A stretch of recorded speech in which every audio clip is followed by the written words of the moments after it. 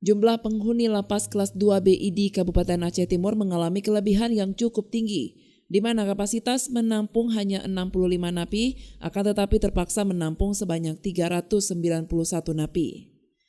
Hal ini diakibatkan oleh sejumlah faktor. Pertama, sebagian penghuni lapas merupakan tahanan titipan aparat penegak hukum. Kepala Lapas kelas 2BID melalui Kasih Bimbingan Anak Didik dan Kegiatan Kerja mengakui kelebihan penghuni lapas yang sangat tinggi. Ia mengatakan lapas tersebut selain menjadi wadah pembinaan, juga sebagai rumah tahanan narapidana yang sedang dalam proses penanganan perkara.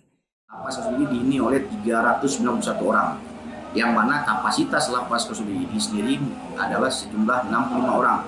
Jadi kita merupakan salah satu lapas rutan yang memiliki otoritas yang luar biasa tinggi.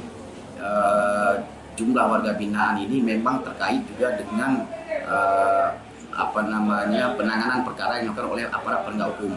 Karena lapas ini selain memang sebagai lapas tempat binaan juga sebagai rumah tahanan. Jadi ada tahanan yang sedang menunggu proses hukum ditempatkan di lapas ini. Lalu hanya menerima tahanan A3. Belum ada pengiriman tahanan A2 maupun A1, yaitu tahanan tingkat penyidik maupun tingkat penuntut umum, belum dikirimkan ke lapas Kosubidi. Jadi kita baru hanya menerima tahanan yang merupakan status penahanan dari pengadilan negeri ini. Darmawan menambahkan saat ini lapas kelas 2BID hanya menerima tahanan dari pengadilan negeri atau tahanan kelas A3, sementara tahanan kelas A1 dan A2 belum bisa diterima.